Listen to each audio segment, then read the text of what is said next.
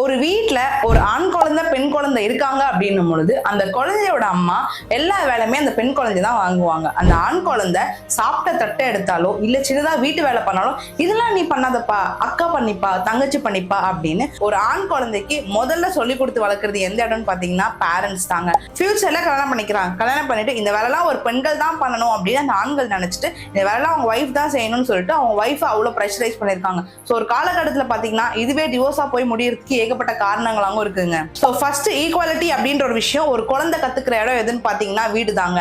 ஒரு ஆணா இருக்கட்டும் பெண்ணா இருக்கட்டும் எல்லா வேலையுமே நம்ம எல்லாருமே சேர்ந்து தான் பண்ணணும் அப்படின்ற ஒரு விஷயத்த பேரண்ட்ஸ் தாங்க அந்த குழந்தைக்கு சொல்லி கொடுத்து வளர்க்கணும். அதே மாதிரி செகண்ட் ஸ்கூல்ல இதுக்குன்னே ஒரு தனி சப்ஜெக்ட் வரணுங்க, ஈக்குவாலிட்டி அப்படின்ட்டு. ஸோ இந்த மாதிரிலாம் ஸ்ட்ரிக்டா கொண்டு வரோம் அப்படின்னும் பொழுது நிறைய ரேப்பா இருக்கும், செக்ஷுவல் ஹராஸ்மெண்டா இருக்கும். ஏன் ஒரு பெண்களை பார்க்க கூட சில ஆண்கள் யோசிக்க மாட்டாங்க. இதுக்கெல்லாம் மெயின் பேஸ் என்னன்னு பாத்தீங்கன்னா ஒரு ஸ்கூல்ல ஒரு சப்ஜெக்டா இந்த சாப்டர் கொண்டு வந்து நடத்துறவங்க. அப்படி இருக்கும்போது ஈக்குவாலிட்டி அப்படின்ற ஒரு விஷயம் தாராளமாவே நடக்குங்க.